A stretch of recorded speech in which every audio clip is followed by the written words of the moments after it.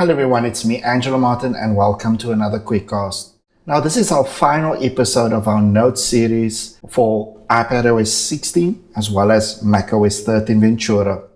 Now in this episode we're going to take it a step further and look at how we can work with different content within our Notes app. And also looking at some hints and tips whether you are on an iPad, Mac, or even both. So let's get started with the iPad. So by now, people are using Notes to gather information, and especially information that they don't have the capacity to remember.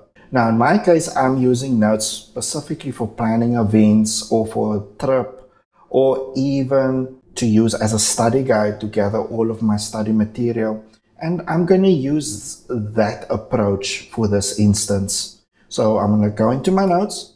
First of all, organize my notes in a folder. So I'll show my sidebar. You can already see I've got quite a few folders, and I'm just going to click on new folder. I can also make it into a smart folder, but I'm going to come back to this. So I'm just going to name this as study guide, and then I just tap on done.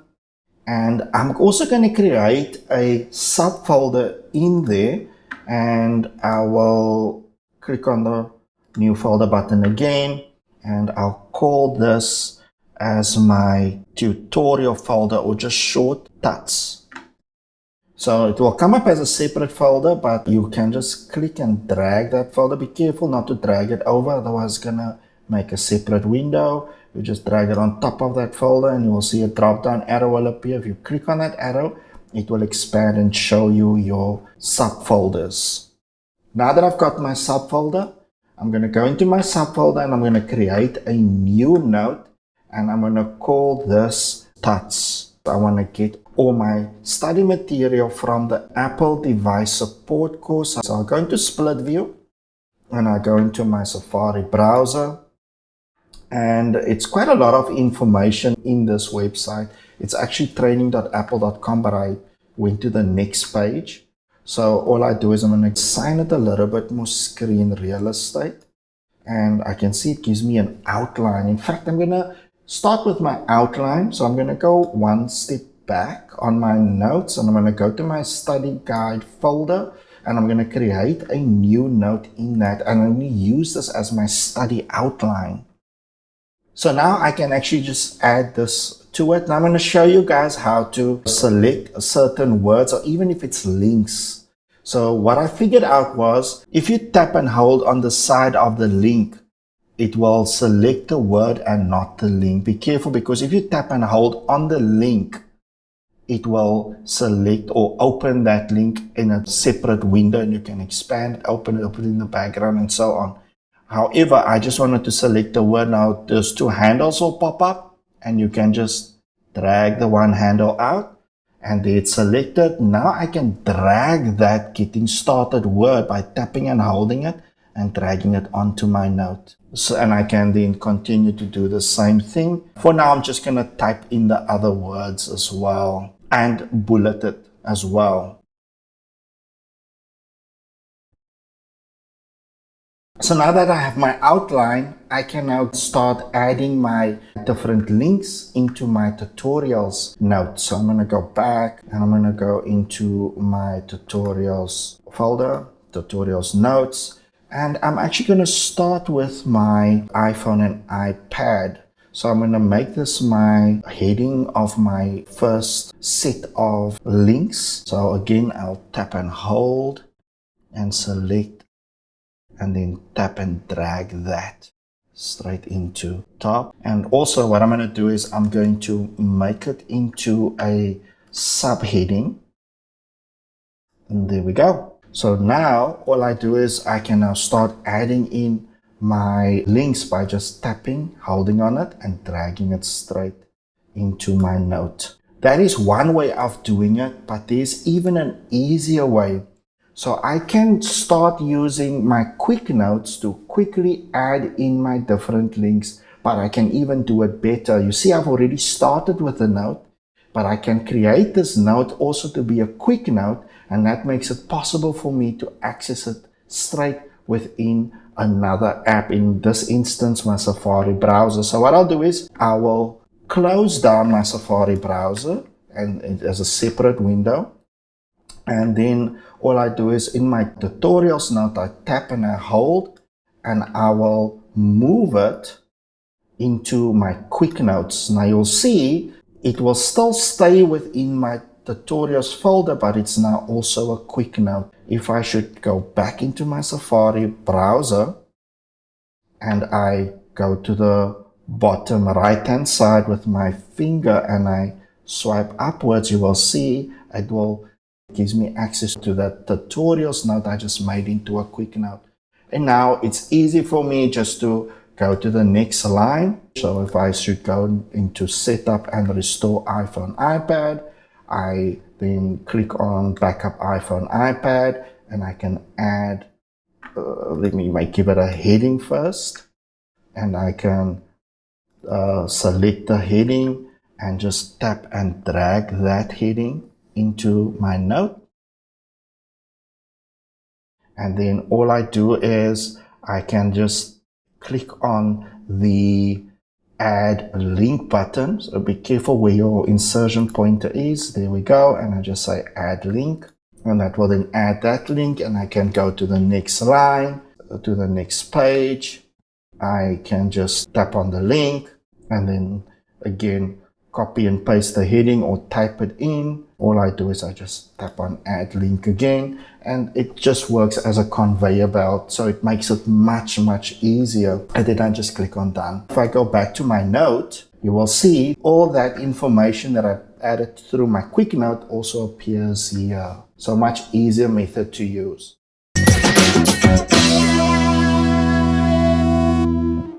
Also, another good method that we can use is to set tags within our notes. And this makes it much easier for us to gather notes together that's got a similar tag, or even search for notes with tags only. First of all, if I go to the word iPhone and I add in a hash, and then I just go to the end of the word and I hit the space bar, you will see it changes color, because it now tagged that word.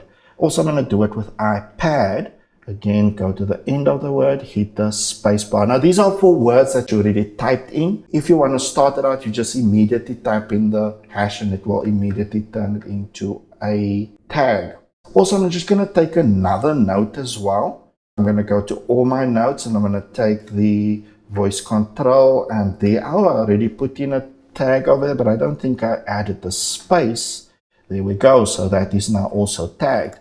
So now if I should go down to the bottom and say if I click on the iPad tags, it will then show me where those tags appear on those notes. If I untick it, it will go back to all notes. But also for searching, if I now go to search, I can search for notes that have tags, and it will show me all the notes that contain tags, not only for specific tags, but in tags in general, but not only for searching for tags, but also I can search for lock notes. So if you have plenty of lock notes and you've done it over the years, you can just click on lock notes and it will gather all of your lock notes. And even for any of the other options for handwritten notes, if you click on notes with drawings, these are also for handwritten notes.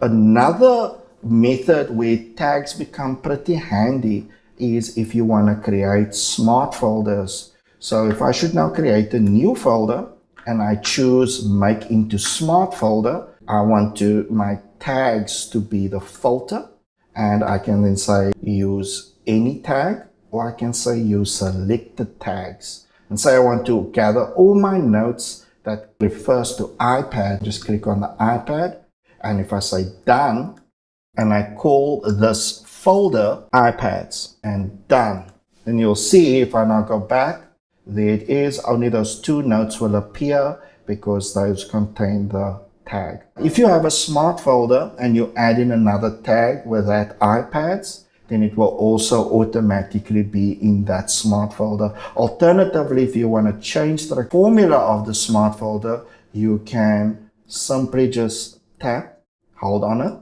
and you can say edit smart folder, And here you can change the formula to say that you don't want to use tags anymore. You want to actually use lock notes, include, and done. Let's make it not iPad, but lock.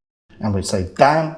Then you will see it will change and it will only have my lock notes. So easy way that we can just use our smart folders, even if they aren't contained in different folders. So if you have an Apple Pencil, the notes become even a better tool to use. So if I should go and create a new note, and here I will just use my Apple Pencil. I'm just gonna draw a circle on it. I hold it, I'll make it into a perfect circle. So we've got two new pen tools within our pens when it comes to the notes, which is our fountain pen, and we've got a paintbrush too. So another cool tip that I want to show you guys is the 3-finger tap and swipe. If I tap with my 3 fingers, it will give me the undo, cut, copy, paste command. And say if I want to swipe with my 3 fingers, it will undo, and I can even redo by just swiping from left to right, and it will show it there. Alternatively, you just tap with your 3 fingers and you can select it. So now that we have explored the features that we can use within the iPad, let's look further onto our Mac. So now that we are on our Mac, let's go into our notes. In my notes, I can see that there is my study guide folder, my tutorial subfolder that I've created, even my smart folder, which contains all my lock notes. And further down, there's my tags as well. Now, a few things that I want to show from the Mac side is, first of all, I can add in other information with using even images as well. So as we know it, that with iPadOS 16, iOS 16 and macOS 13 Ventura, it does support OCR. So what I did was, in a quick rush, I took a couple of screenshots of some pages in a textbook. And now if I should go into the screenshots, which are saved in my downloads folder, I can go and open those images. And what I'm going to do is I'm going to create a new note. In fact, instead of going and creating the note, I'll actually just select the text inside of this image. And what I'll do is I'll click on the share sheet and I'll add it to a note. And I add it actually to a new note. And now that I've added it to a new note, if I go to all notes, there's that saved photo. So I'm just going to rename this as security chip. And then I'll take that note and I'll drag it into my tutorials. Besides me doing that, I can do the same thing with even a website. Normally what people will do is on their Mac, they would go to the website. So let me go to my website that I was using on my iPad. So I can do a split screen by just going to my green window button, and I can move to the left and to the right, and I continue to use the same process by just dragging the link from this over to that side. However, there is another way we can achieve this as well.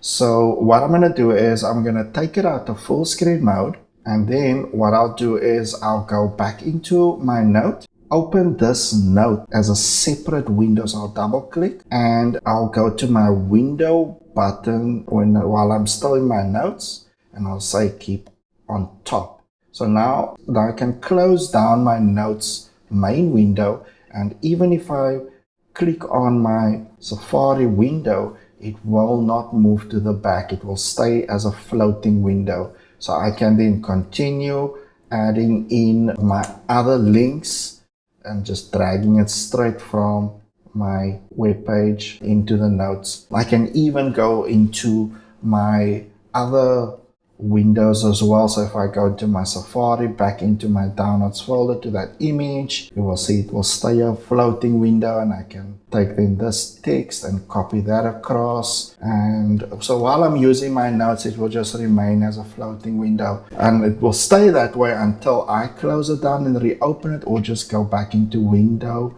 and tick the keep on top button. So guys, that is it for this episode. Hope that you enjoyed it. Please like and subscribe. And it's me, Angelo Martin. Until I see you on the next QuickCast video, stay safe out there and goodbye.